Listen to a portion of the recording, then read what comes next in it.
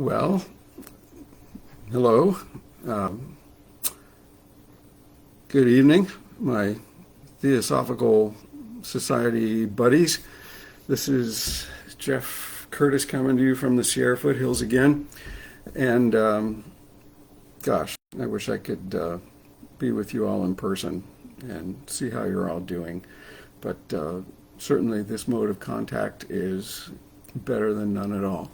And what I'd like to do here tonight is just share a few more thoughts and ideas, moving ourselves gently along the line of understanding some of the mysteries and points of still raging debate and puzzlement in terms of how we will interpret quantum mechanics and the kinds of experimental results that come from quantum mechanical experiments, and then the conundrum we're faced with in terms of interpreting those, and what we can use the results and mathematical structure that comes from fitting those results arising from quantum mechanics. What can we say about the structure of reality and how reality works? And it's sort of fun and inspiring that this is such a live area. There's no correct answer by any means. The answers are interesting to consider in aggregate, and I've been trying to do my best to hold a number of them in my head at once and kind of bounce them off against each other and read different authors and try to come to a sense of the ones I feel most in resonance with. It's an ongoing process, and so what I'm really doing here now is sharing some of that process with you.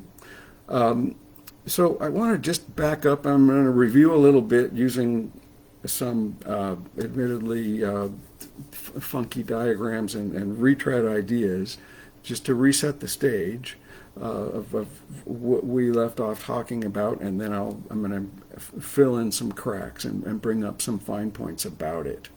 So quantum mechanics is very substantially about measurements. That's how it was invented. We discovered the need to invent a quantum mechanical structure for reality at the microscopic level by doing macroscopic scale experiments. That's all we've got. Our measurement devices, which are just ways of pinching reality in specific fashions, at specific scales with, let's say, electric or magnetic fields, what have you. We can pinch reality, and if we set things up properly and we send quantum objects, which I've spent a while now talking about quantum objects. Two of the simplest ones that we use to illustrate quantum mechanics at this level would be elementary particles, electrons and photons. And so a lot of the kinds of diagrams you're going to be confronted with if you look into books that are seeking to help give a popular view of quantum mechanics and a concept of how it all works. You'll see diagrams that people used back in the early 1900s, primarily for doing experiments with photons and electrons, then a little bit later with nuclear particles like neutrons or protons. They're a little harder to manipulate, but not that much harder.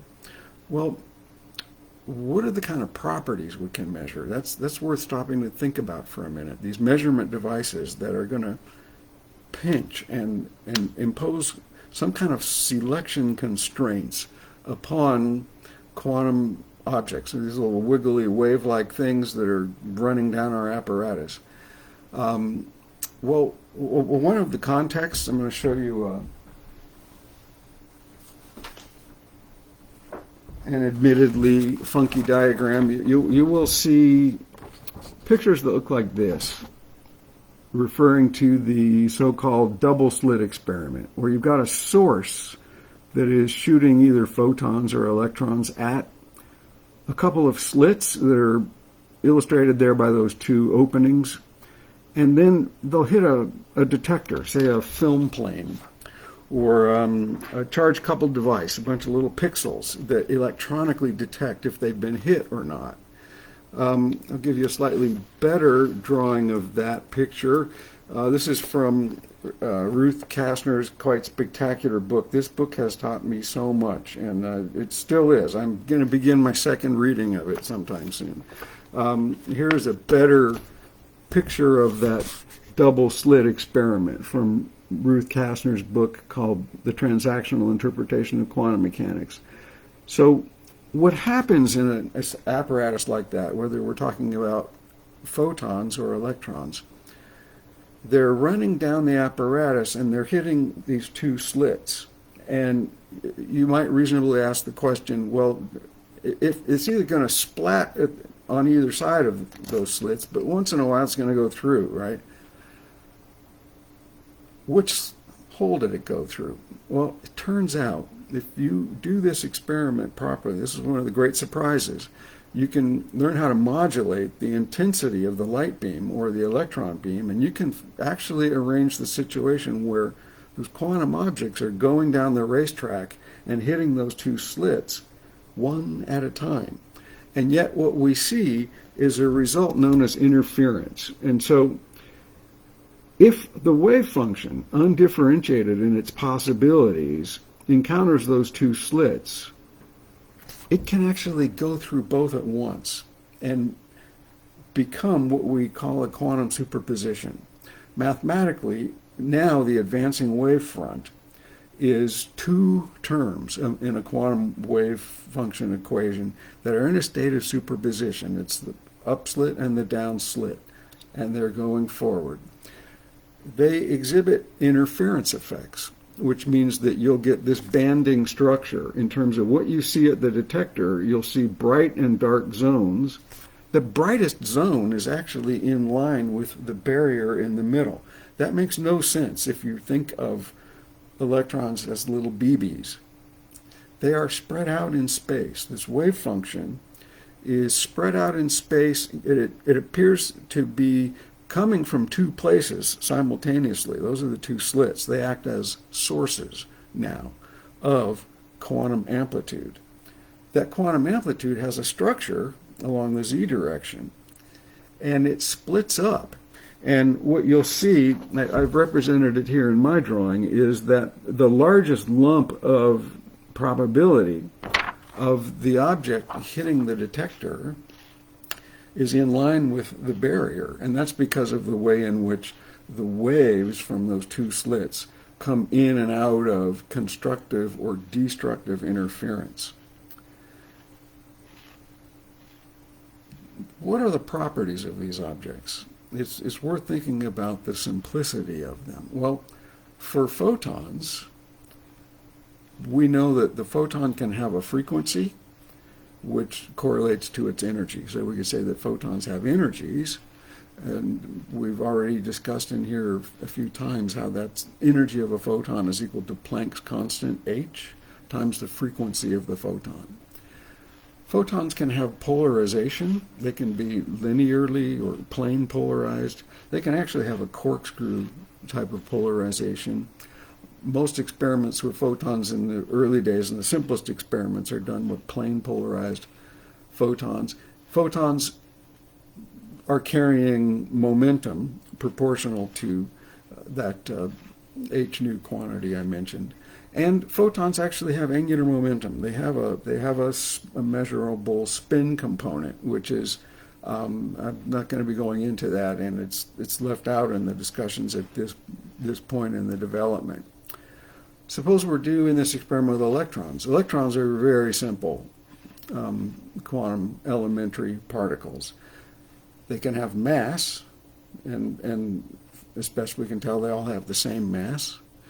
They have a certain amount of charge, and they all have the same amount of charge. We standardize to that. We call that 1 unit of negative charge. It's a certain number of coulombs that exist on an electron.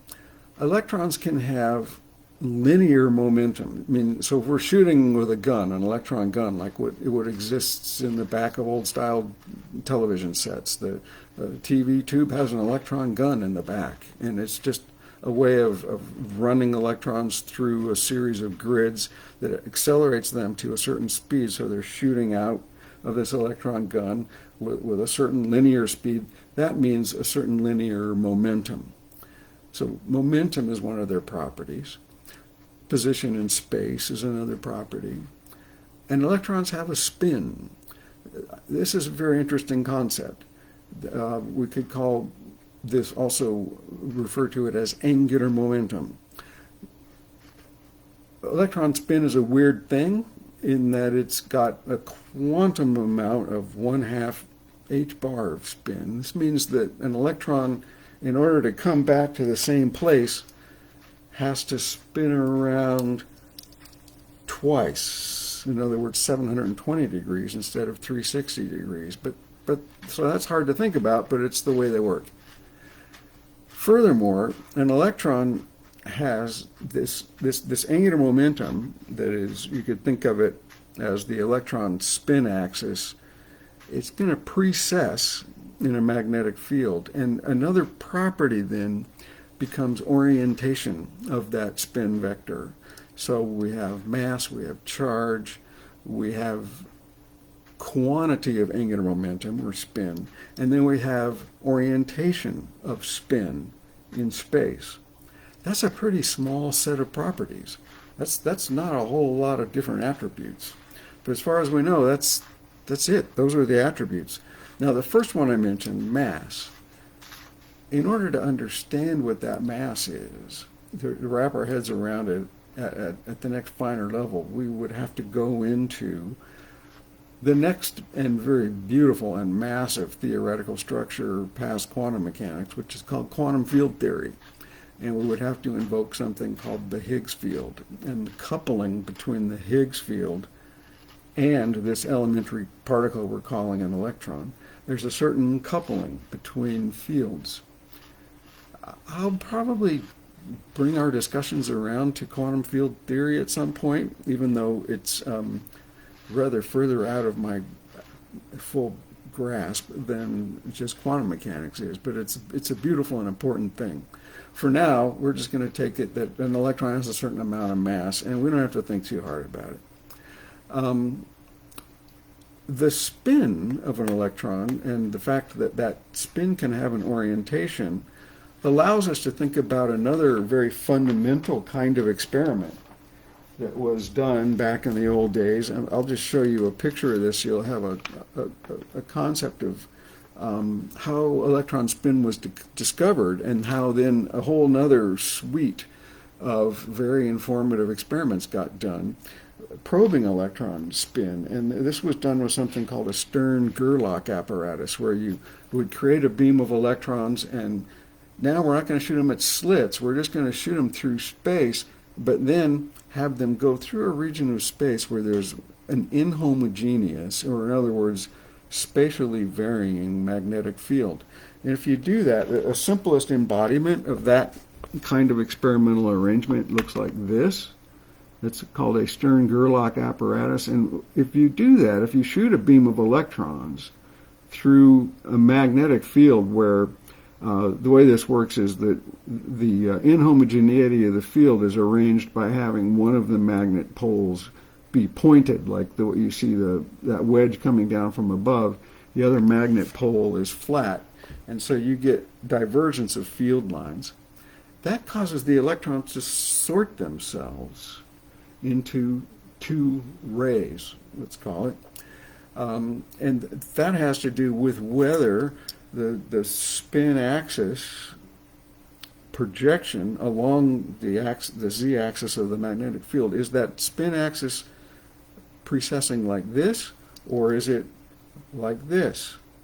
So that the projection of the spin along the z-axis, is it oriented up or is it oriented down? That physically results in an electron beam sorting itself into two branches. And then, of course, you can do all kinds of experiments with those now selected branches of quantum states of the electron that are either all up or all down spin, as we might choose to call it. I mentioned this just to show you sort of the richness of it, and then also it opens up the way for us to talk further about superpositions of quantum states, which we'll be getting to a little bit further on. I'm going to drop back now for a minute to the double slit situation, though, the one that looks like this, whether we do it with photons or electrons, and we get that interference effect. What's that detector about? Well, that detector back in the old days used to be a strip of film. Film, just plastic with emulsions and then a bunch of silver halide crystals in it.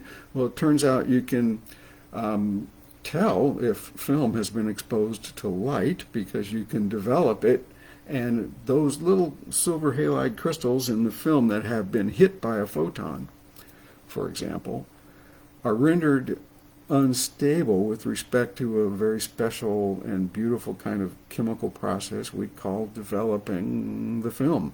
And the silver halide, that's like silver chloride or silver bromide crystal that has been rendered unstable, can be made to chemically transform into a little piece of silver metal. And that shows up as a dark spot in the film, as a film grain. And that's the basis of photography, and it was the kind of detector they used in a lot of these early experiments. Now, in a modern day context, we don't use that so much. We use arrays of charge coupled devices, CCD. You've probably heard of, about digital photography. Well, one of the kind of sensors that people use in digital photography is called CCD. It's a charge-coupled device. So it's a little tiny pixel of semiconductor construction that, when it receives a photon, it creates a little bit of electric charge separation. And that can either be read as current in real time or voltage at different places behind that detector. And it's another way of having an array, a two-dimensional array of something that's going to tell us if it's been hit by a photon. If we do the experiment at any one time, what happens is that those bands that I was drawing there, it just starts filling in first as little speckles. There's a speckle here, a speckle there. We do this experiment thousands of times. We let the photons or the electrons drift down the apparatus and allow an image to build up. That's when the interference pattern builds up. So you look at the figure here in the lower left, where we've allowed enough impacts to happen that we begin to see that quantum interference pattern. I can give you a better sense of how that happens here with this picture. So now think of that detector as having these little pixels that get hit over the course of many impacts. And they start showing up in a way that conforms to this densitometry pattern here in the top panel, where we see the biggest, juiciest bunch of impacts being in line with the place there shouldn't be any impacts. In other words, the barrier between the two slits. Well, this represents something, a puzzle. This is one of the first big puzzles of what we might call the measurement conundrum, or the measurement problem. Because if you think about this situation, where the photon or electron is existing in a superposition between up and down regions of space, and it's just all moving forward as two possibility states, mathematically a single unity, smeared out over space, hits this detector. Well, what's up with how does it decide which one of those little pixels to hit? the only way we can really understand that electron before it hits the detector, or the photon before it hits, is as a wave-like entity, a wave function that has a periodic structure in space, and yet it hits that detector and decides to trip one of those silver halide grains, or one of those little pixels of this big array, a very dense array of charge-coupled devices that are then hooked to our electronic readout, and then we'll get a position, an X or Y readout that says where did it hit. That presents us with one of the big unsolved conundra of quantum mechanics at this point, because you've got something that's distributed in space, but as best we can tell, collapses to and gets intercepted by this detector field in one little teeny tiny spot, and it does it instantaneously along this whole big wavefront. In fact, you can show with proper analysis and experiments over different scales, you can infer from this that the wave function collapse is taking something distributed in space and putting it into one little region of space, the grain or the pixel that got tripped, faster than the speed of light. There's something that seems incongruous and mysterious there. Still being worked on. People are still trying to explain that. Another mystery implied here is, which one does it pick? Why would it pick one pixel over another? Is there some underlying structure? Something about the wave function, some aspect of microscopic quantum reality that allows it to pick one of those? Or is it truly and purely a random process? Random process is sort of throwing up your hands. Well, that kind of question haunted the old scientists, and much thinking and different kinds of experiment running was done in order to probe and try to understand the nature of what's happening there. Can we take our results done with macroscopic scale stuff and our human fingers and our human-built devices and interpret the quantum reality in a way that teaches us something, perhaps not exactly understandable, let's just say describable, about the quantum realm? This immediately led to the evolution of a sense that there's a lot going on behind the curtain. We're getting to see what the Wizard of Oz wants to present to us. And what we're being presented with seems to be a very pale shadow of what's going on behind the curtain.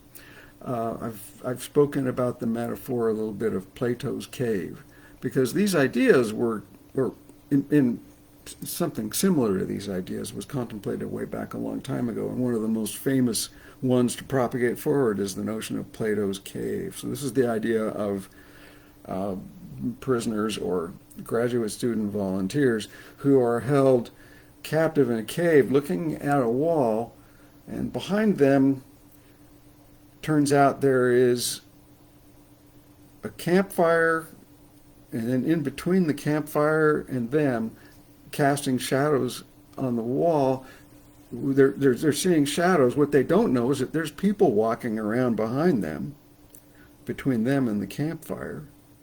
They're seeing a shadow play on the wall. They see regularities. There seems to be laws of motion. There's something going on there that you can even interpret. But you still don't really know what it is that's behind you. There's a much deeper, richer, three-dimensional, mass-bearing reality behind you, casting these shadows on the wall. So that's sort of what we're stuck in. We're stuck in a situation kind of like that when it comes to us as humans probing the quantum realm. Another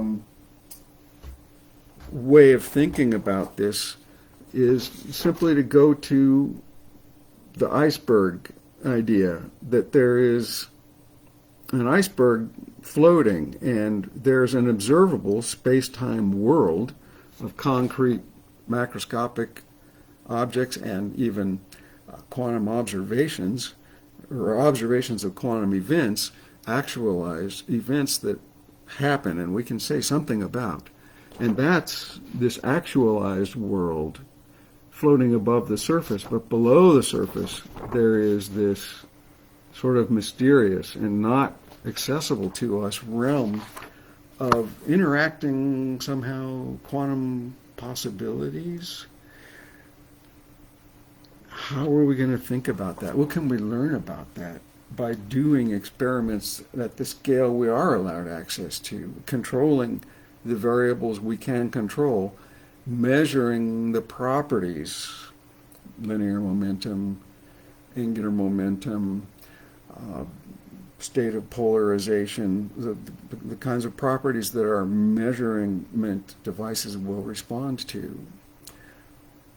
What's the interplay there? Well, the mathematical structure of quantum mechanics is a result of people coming up with mathematical structures which explain at least, well, let's say describe at least, the regularities that we see with our measurement apparatuses.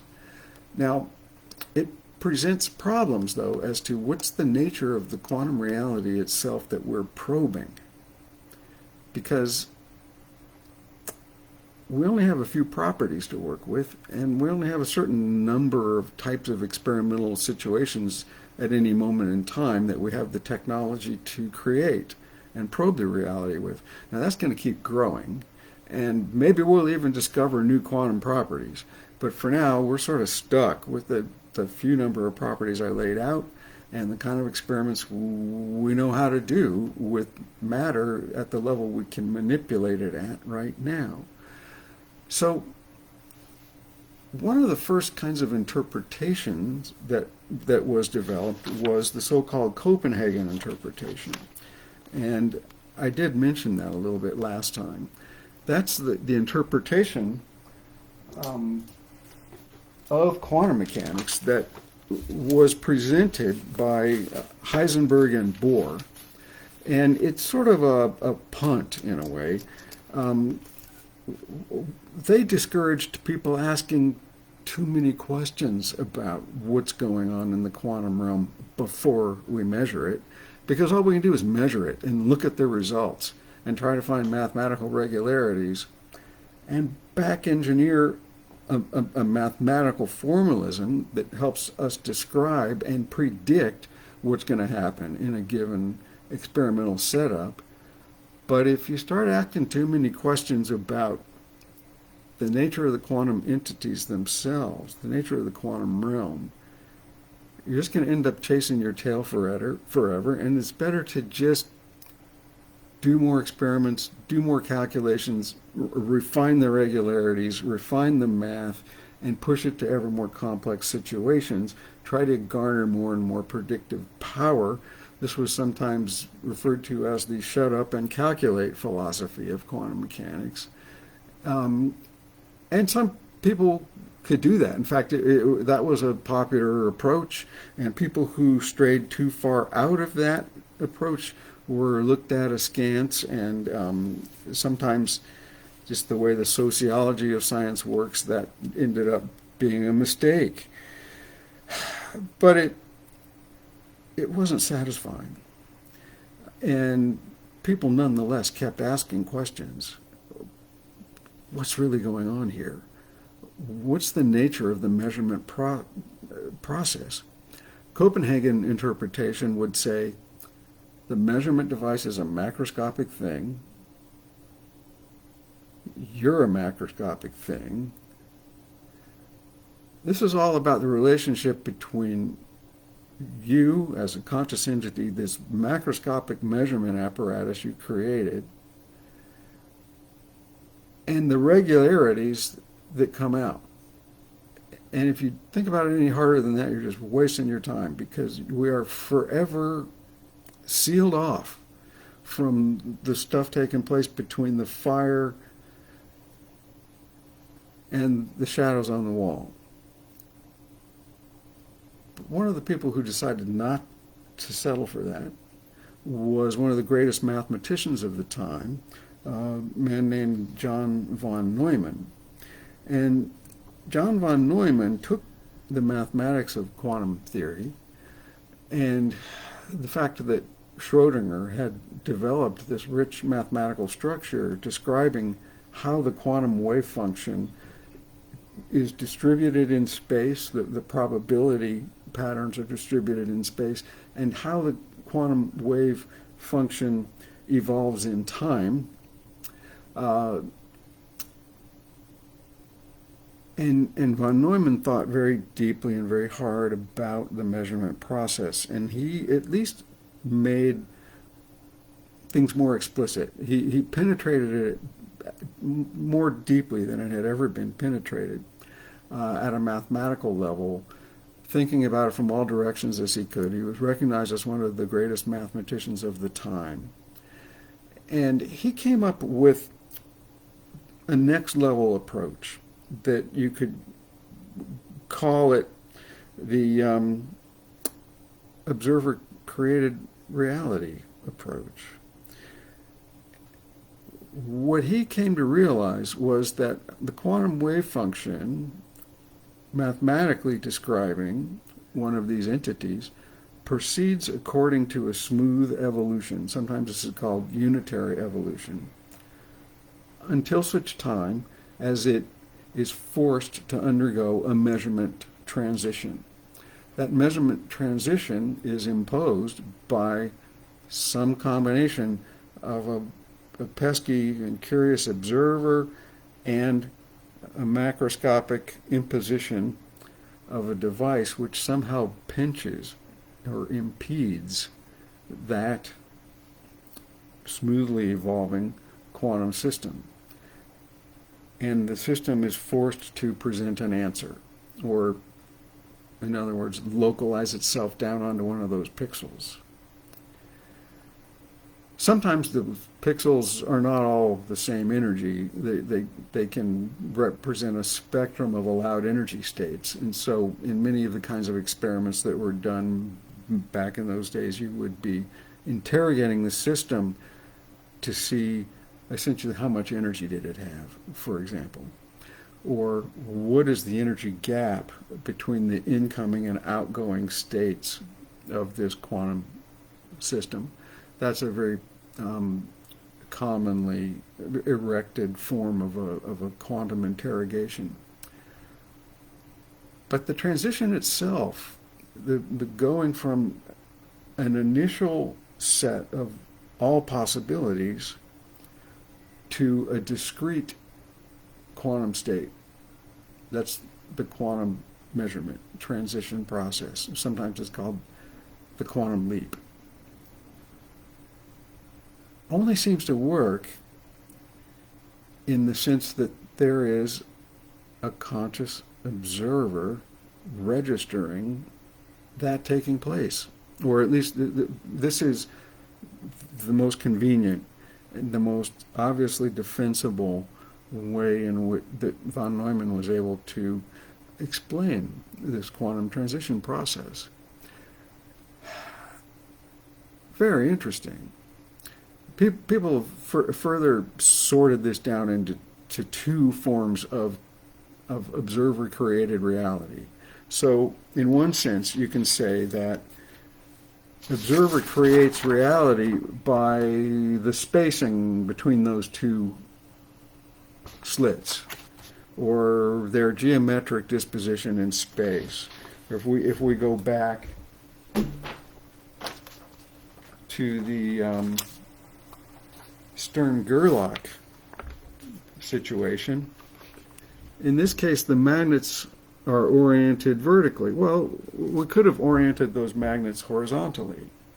So in that sense, as macroscale quantum chemists or physicists, excuse me, we are creating reality by deciding which choices to present these quantum systems with.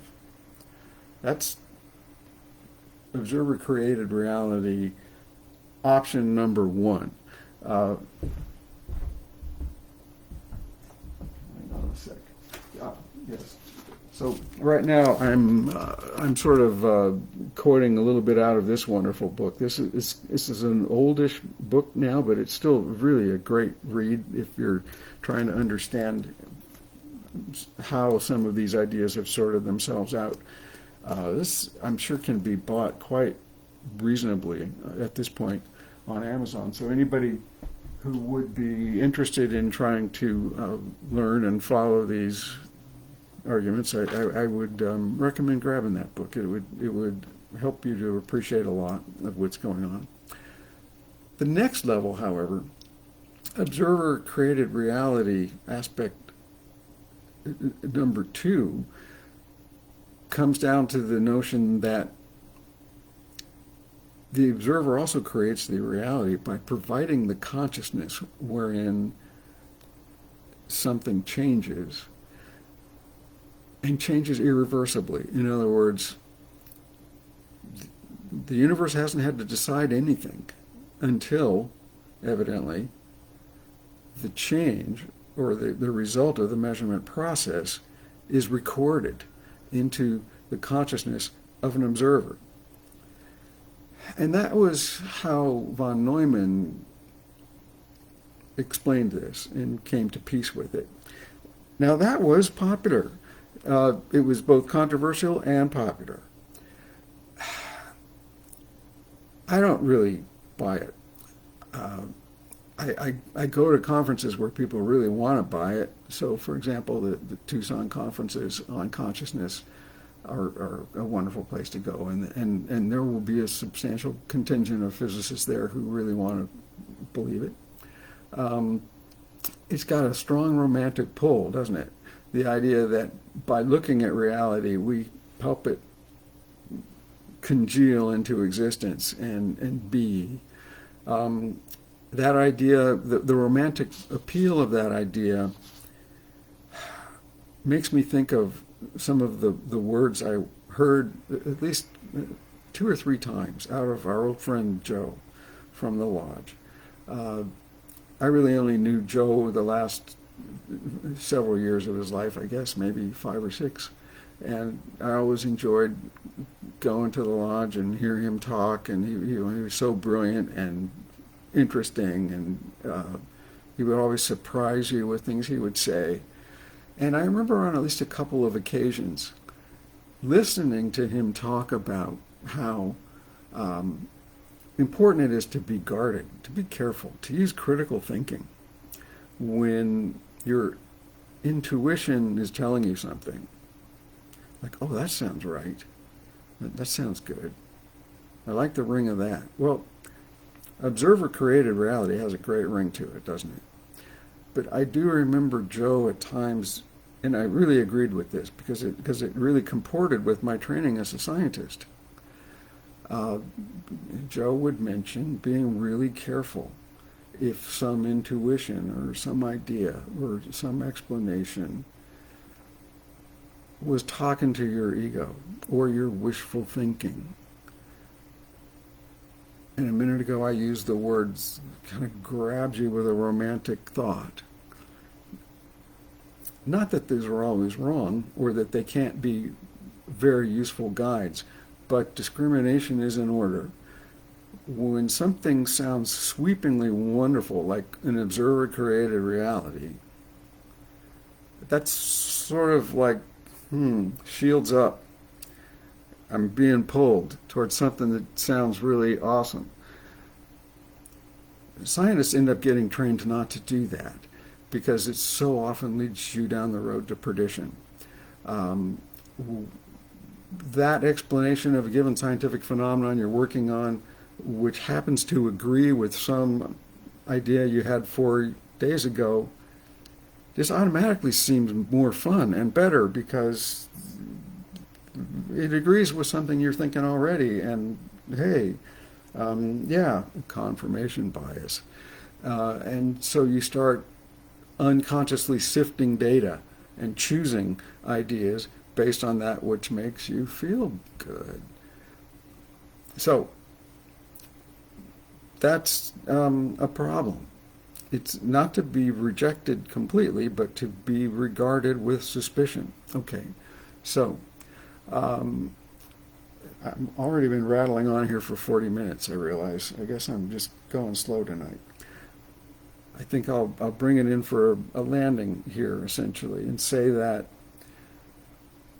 the interpretation of quantum mechanics wherein observers create reality is by no means disproven.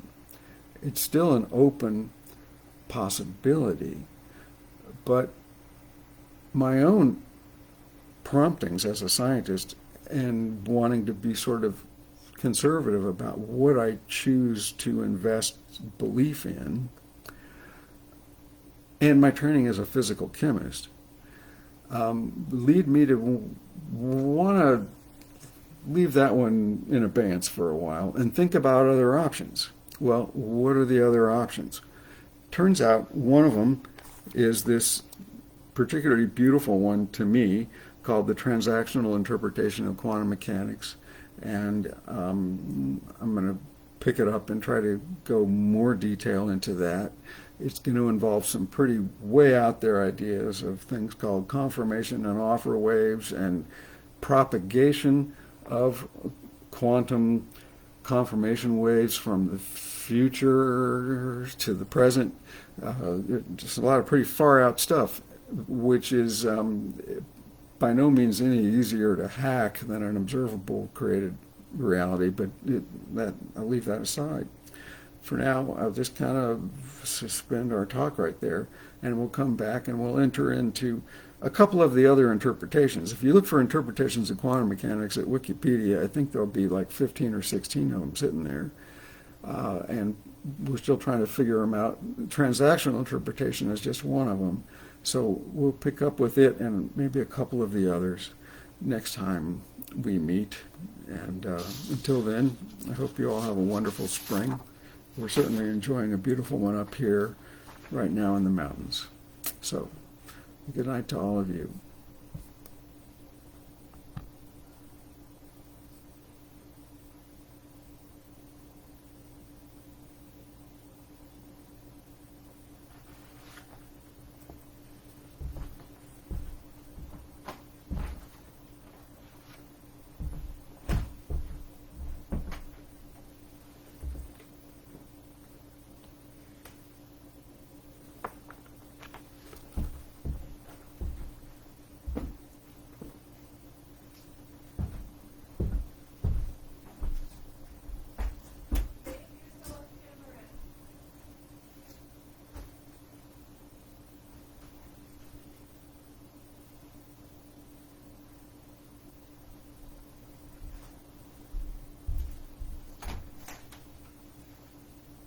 Sweetie, your camera is still on. Oh, really? It didn't end?